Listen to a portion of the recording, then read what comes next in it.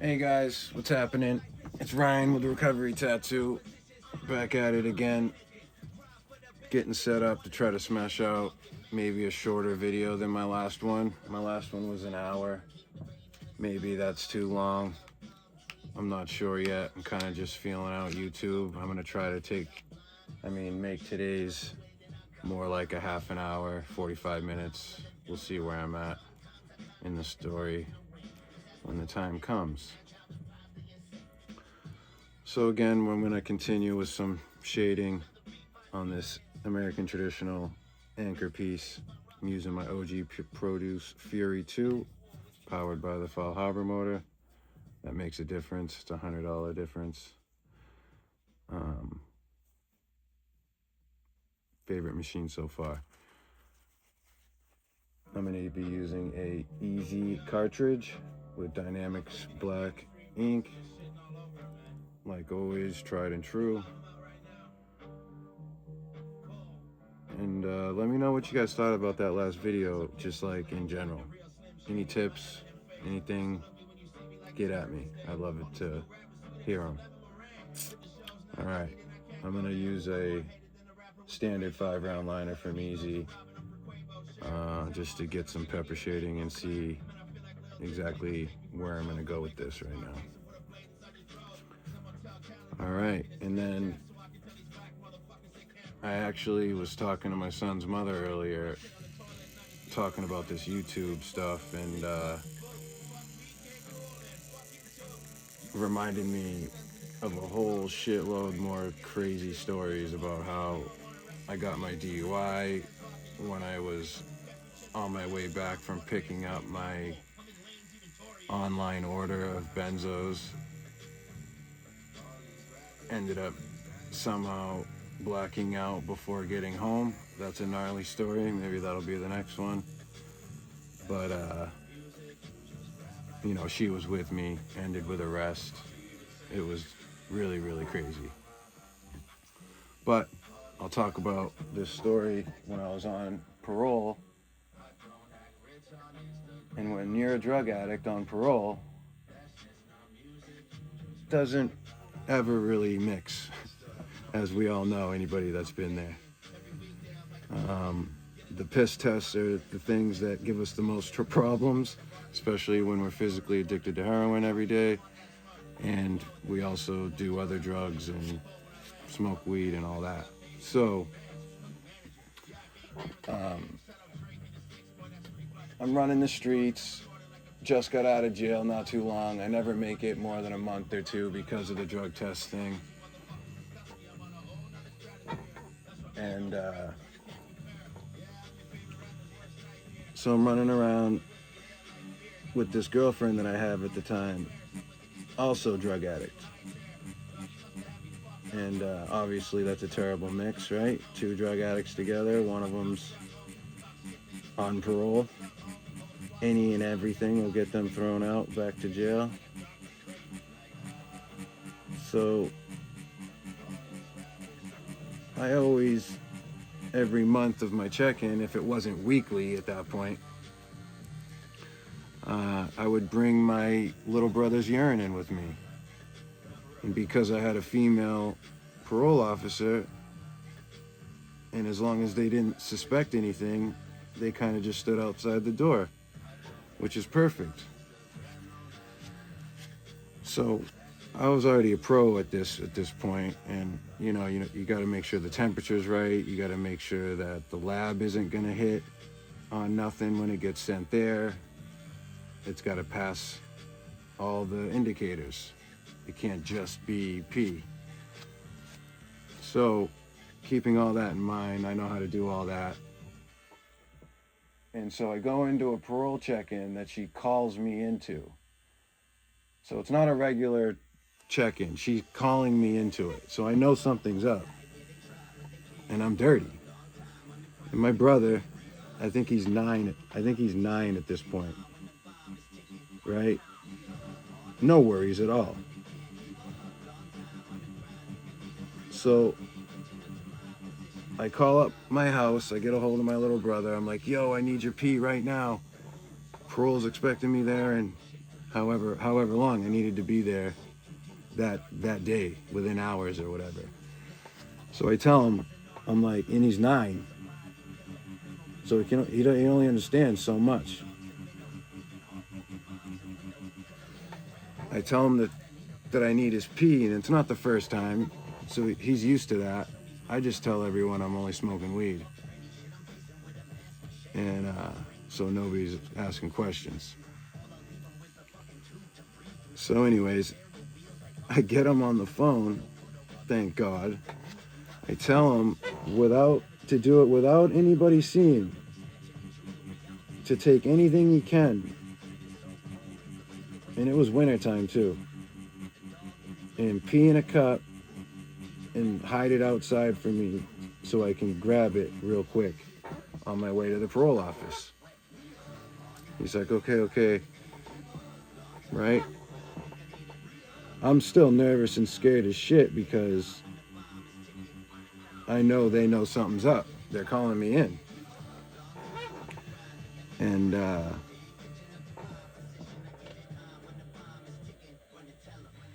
I have my girlfriend at the time. We roll by here, my family's house, and pick it up where I told them to hide it. So then I have to do my whole setup. I have to get it in the container that I can strap to myself so it can be where it needs to be, so it can't be seen or found. I need to get it to temperature and make it so it stays at the correct temperature. And do all that before I get to parole. Bugging out. The worst panic anxiety attack you can think of. Every time. Living that life, it totally sucks. Living in straight panic all the time. Plus having a fucking heroin addiction on top of it. Anyways. My stories are hopefully to help somebody either steer away or say, screw that, I don't want to go through that, or be in a position to where I have to go through that. That's really my point, and this is very therapeutic for me as well. So hopefully we can, as a community, both help each other out. I'm not promoting any of this behavior at all. All it did was lead me to a gnarly prison sentence and to have to do a lot more gnarly things than I ever thought I ever had to do. So anyways, back to the story. My parole officer is at the office waiting for me after hours. Oh my God. And I know all this. I'm like, it's after hours. She's fucking pissed, right? And I don't know why yet. I mean, I do in my head.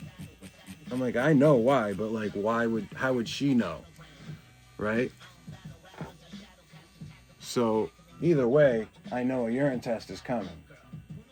So I get by the house, grab the pee, blah, blah, blah, get it all set up, get it strapped up on my body, and I didn't have what I needed either. That was a problem. I wasn't ready because she called unexpectedly.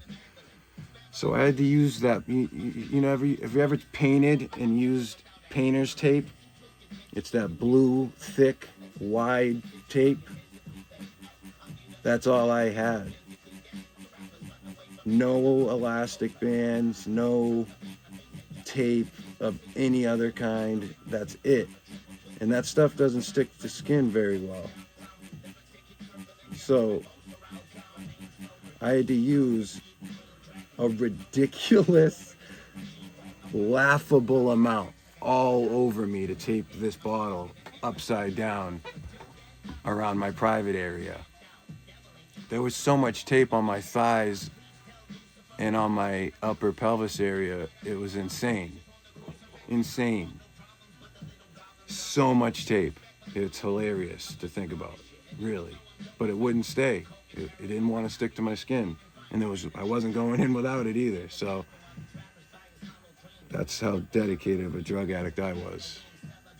Anyways, I pull up in that place. I walk in. I'm the only one there. She's the only one there. She goes, "Hey, how you doing?" And I go, okay. And she goes, hey, we want to get a urine from you. Is that all right? And I say, yeah, no problem. And I turn around and there's a literal town police officer behind me in uniform. And she's like, okay, well, this cop's going to search and then observe your urine. Of course, my heart drops. And I'm freaking the hell out because I'm thinking this guy's going to find this thing on me. And I have so much tape on me that I don't have any room to be moving around or stripping out or any of that. Like, none of that. So they put me in this little room to search me. It's this tiny room, like smaller than my prison cells and shit. So like I started to take my jacket off. It was wintertime, so I had a bunch of clothing on. I started to fake bug out being in the small room so I could get out in the open to where my parole officer was waiting and sitting. So I like busted through. I'm like, oh, claustrophobia. And I'm like, oh, I started shaking. Like I'm like, just search me out here. Right? So boom. The guy pats me down. Only takes off my outer layers. Doesn't feel the thing. I couldn't believe it. At this point, they want to send the piss out to the lab. And I'm only worried about leaving there tonight so I don't have to be dope sick. So at this point, I'm like, I'll just piss dirty. It's not a quick cup yet. They weren't all quick cups like they are now yet. So I was like, I'll at least get out of here for a couple weeks until the results come back from the lab. Right? That's what I'm thinking. Worst case, my girlfriend at the time is waiting for me out in the car. So, the cop goes to walk me into the bathroom. And all of a sudden, I'm not joking, a second town cop, canine unit, on top of that, walks in. And my PO, or the cop, or the PO, I can't remember now which one, goes, oh, would you mind watching him pee? And the cop goes, yeah, of course, no problem. You already searched him, right? And the cop goes, yeah, I patted him down, but you can search him again if you want, right? And of course the cop wants to search me again. I'm bugging out all over. Whatever, fast forward. I get through the pat down with that cop. A second cop with this massive bottle on me that was way too big for me to be having. And not done right. I get through the search. I'm like, oh my effing God, right? So, we get in the bathroom. The cop starts acting cool. He's like, don't worry, man. I'm not going to stare at your dick. Rah, rah, rah. I was like, I have stage fright. I'm looking bad at it. Da, da, da, da, da. If anyone's around me. He like turns the water on. And I'm set up to where I can take my thing out through the zipper without touching my belt and still without the bottle being seen. I have it upside down to where all I have to do is unscrew it while I'm holding myself and it unloads into the bottle. But if anyone's watching, that doesn't really work, right? So he goes, don't worry, man, I'm not going to stare at your dick. He's like trying to be cool with me or whatever, even though I know they're both there to arrest me. They're there to get me. That's why my PO has them there. I wasn't at the police station. I was at the parole office, right? So, whatever. I can't piss, really. I do have that problem. And I didn't have to piss. So, whatever. The guy's going. And so, I do my trick and I take my thing out through my zipper and I show it to him, even though he said he wasn't going to look at it. I'm like, look, man, I've been searched twice. I'm like starting to get mad, like I'm accused of doing something wrong, right? us drug addicts, of course. And then he's like, oh, and he like looks away when I show him my dick, right? And so then I got him kind of turned away from me. He's got the water on. And so I got him shooting the shit about how this is bullshit, how they called him in for nothing, rah, rah, rah, rah. And I'm like, yeah, man, this is bogus, right? And so I get him talking enough, and I get it so I'm able to unscrew my little bottle enough to where I could push against my pelvis hard as I can to where the pee would overflow over the cap and just fall all over my pants, boxers, and myself, but also into the cup, right?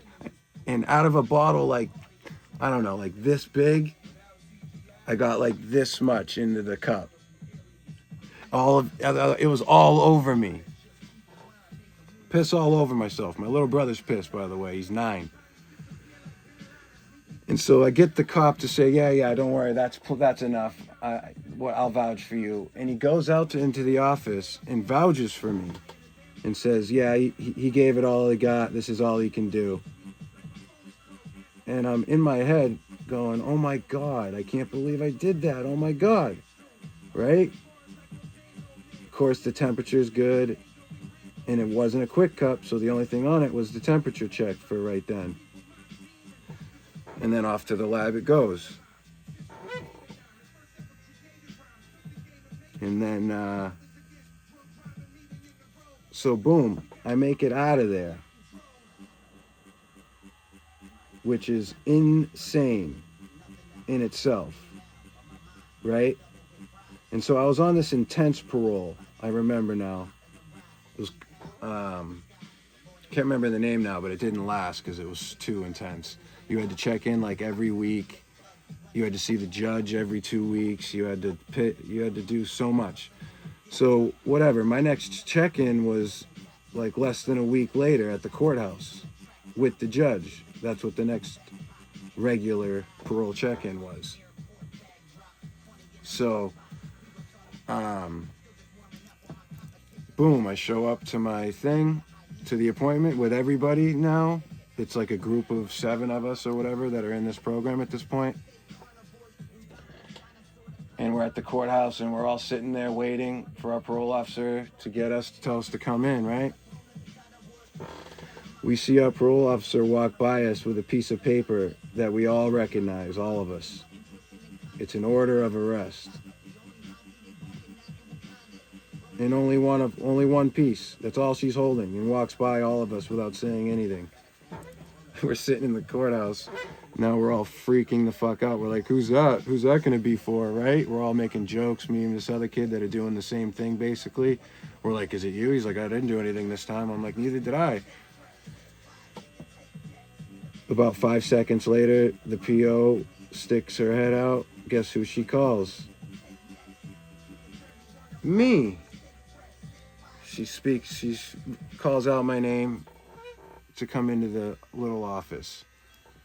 So I go into the little office with her, and on the only table in this little office is that order of arrest. And it's blank. It's not filled out at all yet.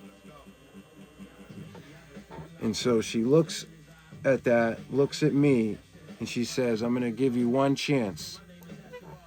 And I'm like, all right, what's up? She's like, that last urine that we did on you, the one that I just told you guys about, the one where I got my 9-year-old brother's piss off with the 2 cops checking me and all that. She's asking me about that urine. She goes, what did that urine come back dirty for? I'm going to give you one chance to be honest. And I start freaking out because I'm like, there's no way it could have come up for anything. My brother wasn't doing anything at this point, and he was only 9. He didn't even know what anything was at this point. He didn't even really understand what I was doing with his piss. But So in my head, I'm thinking, what could a 9-year-old possibly get his hands on or be doing, right? First, you think of small things. So I fucking guess. I guess alcohol, right? And she goes, nope, and gives me another guess. So she goes on with it. And so I guess again, I'm like, I don't know what. Like, I'm not doing anything, so I have no idea. But I'm trying to guess what a 9-year-old would be dirty for at this point. And I go, alcohol? She goes, nope. And now I'm freaking out. She said no to alcohol. She said no to marijuana. And then I started thinking of my days in school, all the kids getting their parents' pills together and everybody getting what they could get, whatever. I'm thinking, okay, what, maybe Adderall? All the kids are on Adderall. I'm like, so did it come up for Adderall? And then she finally slaps it down and she goes, nope, you failed for heroin, but now I know you're drinking, doing Adderall, and smoking weed too, because you just said so. Otherwise, they wouldn't have be dirty for that. And she goes, you're getting locked up. Bang. Starts filling out the arrest order, and I have to go to jail that frickin' second. Fucking believe that? And the thing is, so how did my 9-year-old brother's urine come back dirty from the lab? Dirty only for heroin, nothing else. The one thing that she was accusing me of and saying that everyone was saying I was doing was heroin. And the only thing I was dirty for was heroin. And she thinks that it was my piss because of the 2 cops. So that's how I know for a fact, even though I deserved it, I did deserve it, but she faked the results of the test. Because she wanted me locked up so bad. These POs are dirty, some of them, not all of them. I actually had a decent one after that. But,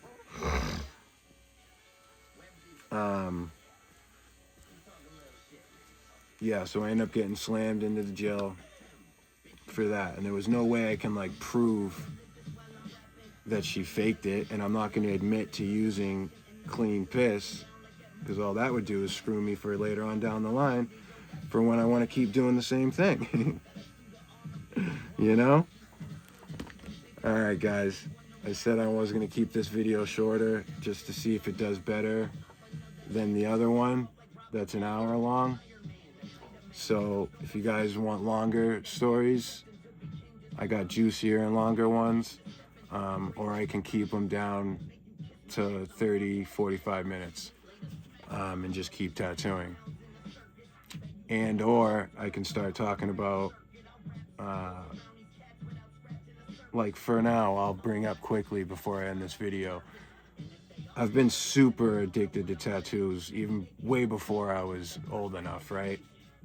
Way more into them. I don't know why. It's just always been into them. Hard. And so I begged my dad my whole life. My old man was a president of a 1%er club for many years, decades actually. And so that was kind of like part of our lifestyle anyway, but he still was a good dad in every way, and he wouldn't let me do anything wrong, and he wasn't going to let me get tattooed until I was allowed to either. But on my 17th birthday, which was a year early for this state,